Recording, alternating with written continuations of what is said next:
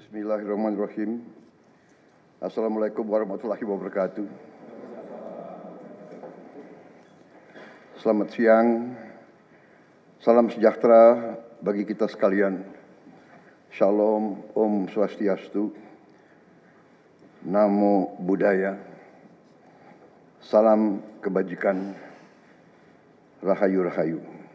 Saudara-saudara sekalian, para anggota Kabinet Merah Putih yang saya hormati dan saya banggakan, Wakil Presiden yang saya hormati, para Menko, Ketua Dewan Ekonomi Nasional, para Ketua Badan, Panglima TNI, Kapolri, Jaksa Agung yang saya hormati, Kepala BIN. Saudara-saudara sekalian, sekarang saya kira adalah suatu momen bersejarah. Ini adalah sidang kabinet paripurna pertama yang saya pimpin. Kabinet yang kita sepakati, kita beri nama Kabinet Merah Putih untuk menjadi suatu simbol persatuan, simbol kebersamaan, simbol kebangsaan. Saya terus-menerus sudah beberapa tahun ini maju ke hadapan rakyat Indonesia, kepada semua pemimpin politik, pemimpin masyarakat, pemimpin agama, pemimpin pengusaha. Saya terus-menerus menekankan pentingnya persatuan.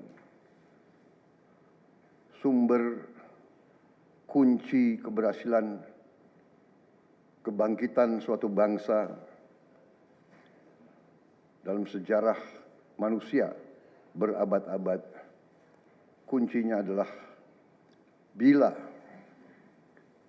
elitnya bisa kerjasama, bila elitnya bersatu.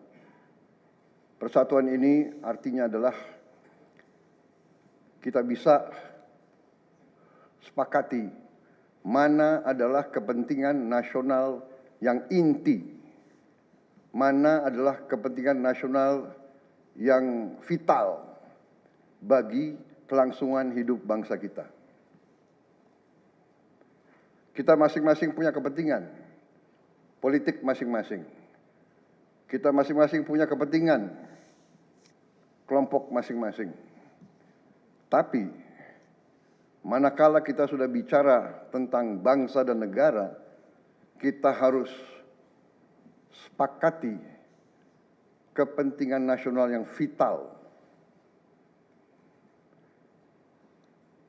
Saya meyakini bahwa kepentingan nasional vital kita tentunya harus kita sepakati adalah kemerdekaan dan keutuhan NKRI. Keutuhan Negara Kesatuan Republik Indonesia. Dan untuk menjamin keutuhan dan kelangsungan hidup Negara Kesatuan Republik Indonesia, kita harus dengan handal, dengan cerdik, dengan pandai bisa menjaga dan mengelola kekayaan bangsa kita. Hanya apabila kita bisa menjaga dan mengelola dengan baik semua kekayaan kita, hanya dengan demikian kita bisa memberi pelayanan kepada rakyat kita. Kita bisa memberi kebutuhan hidup rakyat kita. Kita bisa membayar segala keperluan suatu negara modern Dan di antaranya tentunya adalah menjamin kedaulatan bangsa. Saya ingatkan saudara-saudara sekalian, jangan sampai kita lupa dengan Undang-Undang Dasar kita sendiri, Undang-Undang Dasar 1945, yang jelas dalam pembukaannya tertera tujuan-tujuan nasional kita, di mana tujuan-tujuan nasional kita sangat jelas oleh pendiri-pendiri bangsa kita. Tujuan pertamanya adalah melindungi segenap bangsa Indonesia dan seluruh tumpah darah Indonesia. Ini tujuan nasional yang pertama untuk kita survive. Karena itu kita perlu memikirkan apakah kita sudah cocok atau tidak investasi kita kepada pertahanan bangsa Indonesia. Kedua, tentunya memajukan kesejahteraan umum. Saya katakan berkali-kali bahwa negara yang merdeka, rakyatnya harus merasakan kemerdekaan.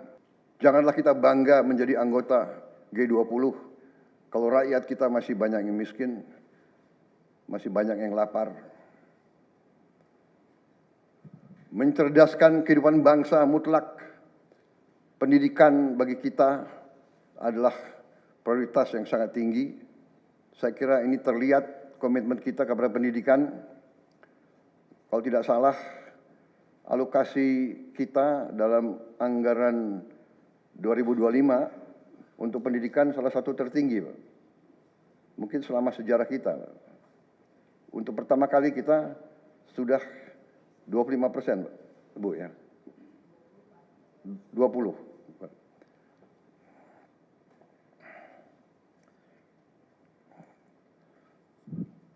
Jadi masalah pendidikan sangat utama. Ya tentunya tujuan nasional keempat kita juga hadir dalam pergolakan ataupun interaksi dunia, di mana kita harus selalu membela kemerdekaan bangsa-bangsa. Dan karena itu, mau tidak mau Indonesia harus kuat. Saudara-saudara sekalian, dalam hal ini semua, ada beberapa penekanan dari saya. Saya paham bahwa kita baru dilantik, saya saja baru 3 hari. Saudara-saudara baru 2 hari dilantik. Dan saudara-saudara, saya persilahkan secepat mungkin, terutama bagi menteri-menteri yang baru, silahkan konsolidasi sendiri, mengatur sendiri secepat mungkin administrasi saudara dan tim saudara di kementerian dan badan masing-masing. Penyusunan tim sangat penting. Tim yang baik, tim yang bisa kerjasama akan memudahkan kita mencapai target-target yang kita tentukan. Saudara-saudara, saya sangat mengutamakan kerjasama sebagai tim. Untuk itu, dalam waktu dekat, saya akan mengajak saudara-saudara ke Magelang, di mana kita akan melaksanakan beberapa hari menambah pembekalan. Kemudian kita akan adakan koordinasi di tempat di Magelang, Jawa Tengah, di kawasan Akademi Militer. Hal itu saya nilai akan membawa banyak manfaat, karena sesungguhnya lahirnya Republik kita memang proklamasi di Jakarta, tetapi ujian proklamasi berada di daerah-daerah di mana pejuang-pejuang kita melaksanakan perebutan kemerdekaan secara fisik. Dan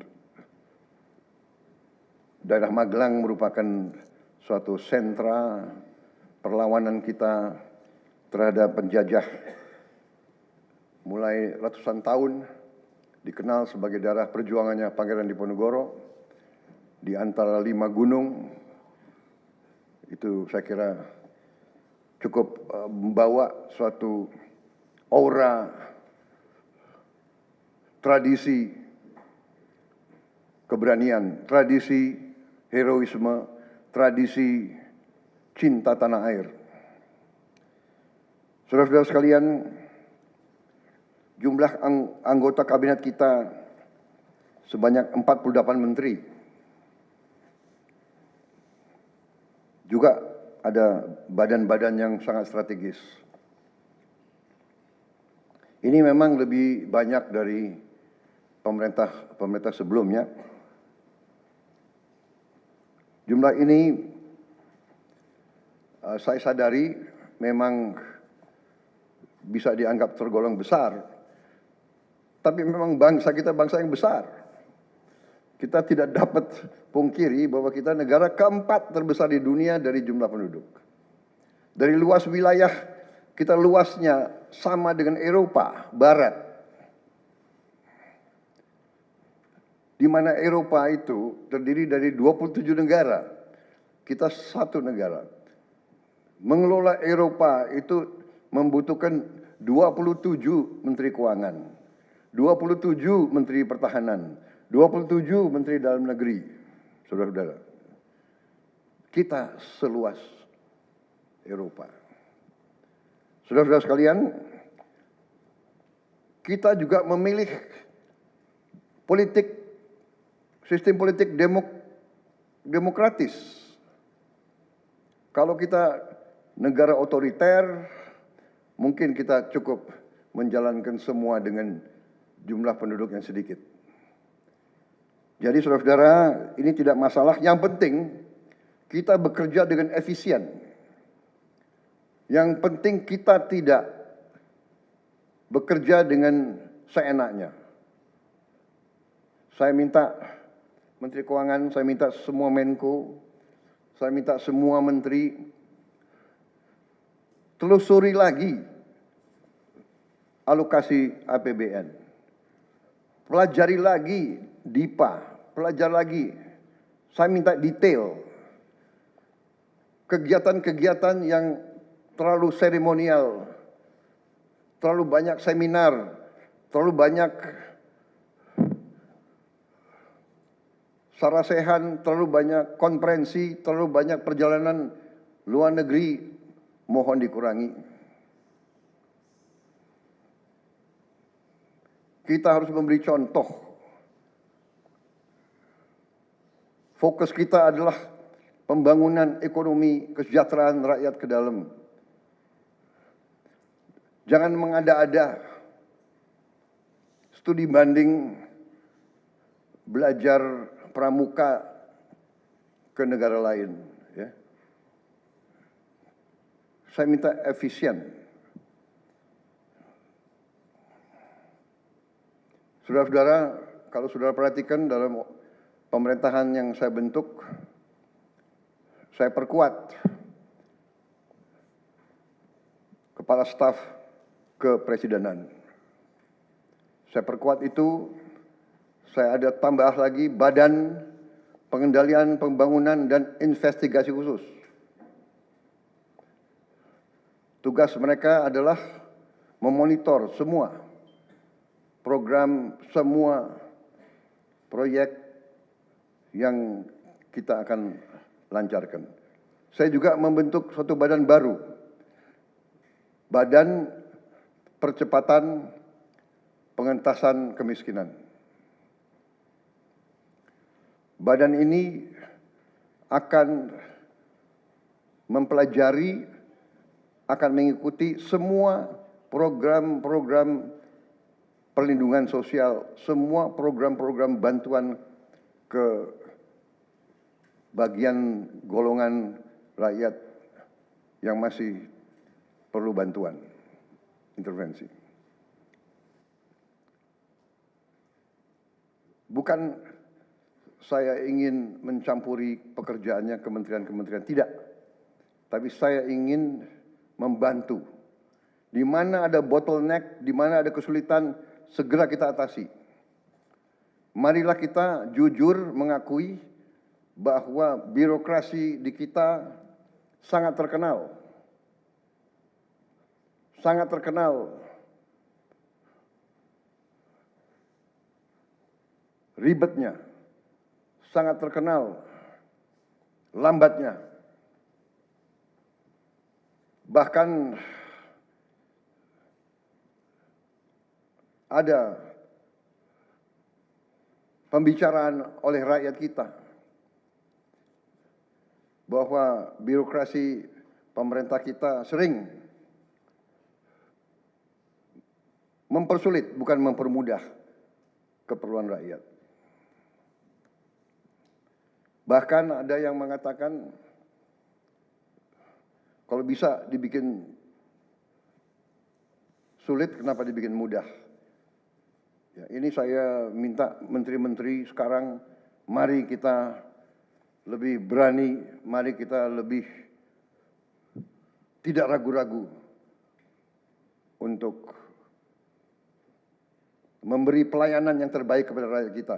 Jangan ragu-ragu kalau saudara tidak puas dengan pejabat-pejabat di bawah Anda, laporkan, segera kita ganti. Begitu banyak orang yang mau mengabdi. Tidak ada orang di sini yang kebal, yang tidak patuh, tidak bekerja keras untuk bangsa dan negara dan rakyat. Saudara, saya beri wewenang, copot segera. Suruh tinggal di rumah aja, daripada bikin susah kita. Saudara-saudara sekalian, saya kira dalam waktu dekat saudara-saudara akan segera menyiapkan program kerja saudara masing-masing. Saya beri kesempatan segera, dan sewaktu-waktu terus saya akan panggil koordinasi. Tadi pagi sebelum sidang kabinet saya sudah koordinasi sama beberapa menteri, dengan Jaksa Agung, dengan BPKP, dan besok pun kita akan lanjutkan. Ada beberapa pengarahan dari saya, Menteri Bappenas, pastikan semua program dan kegiatan di semua kementerian lembaga mempunyai kontribusi yang signifikan, terukur, dan saling bersinergi. Pelajari kembali semua proyek. Jangan ada proyek yang mercusuar. Semua ditujukan kepada yang saya sampaikan pada pidato saya di depan Majelis Permusyawaratan Rakyat pada hari pelantikan saya. Kita harus swasembada pangan. Itu prioritas dasar karena situasi global. Perang besar bisa pecah setiap saat. Kita harus jamin kemampuan kita memberi makan rakyat kita sendiri. Swasembada energi mutlak. Kita bersyukur kita punya sumber alam yang sangat besar. Kita sekarang tidak boleh ragu-ragu memanfaatkannya sebaik-baiknya. Hilirisasi kunci daripada kemakmuran. Karena itu saya minta menteri-menteri terkait, Menteri Investasi, Hilirisasi, Menteri Bappenas, Menteri ESDM, dengan beberapa menteri lain dibantu oleh tentu Menko Perekonomian dan Ketua Dewan Ekonomi Nasional, saya minta segera inventarisir proyek-proyek penting dalam program hilirisasi kita. 26 komoditas, proyek-proyek yang vital dalam 26 komoditas tersebut yang harus dihilirisasi segera dirumuskan, bikin daftar, dan kita segera untuk mencari dana sehingga kita bisa mulai hilirisasi dalam waktu yang sesingkat-singkatnya. Kemudian program makan bergizi, Kepala Badan Gizi Nasional dan semua KL untuk siapkan segera kita mulai dengan bergerak cepat, tepat sasaran, terukur, tapi jangan takut dengan kesulitan. Saya masih mendengar beberapa tokoh meragukan kemampuan kita untuk laksanakan itu. Saya tidak katakan bahwa ini bisa selesai dalam 1 minggu, 2 minggu, atau 3 bulan. Tidak ada di antara kita yang punya tongkat Nabi Sulaiman. Tapi kita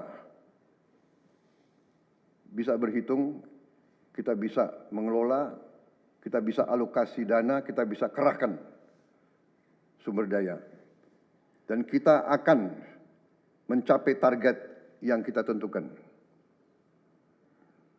Saya hakul yakin, saya pertaruhkan kepemimpinan saya. Bagi saya, makan bergizi untuk anak-anak dan ibu hamil ini adalah strategik. Yang tidak mendukung hal ini, silahkan keluar dari pemerintah yang saya pimpin.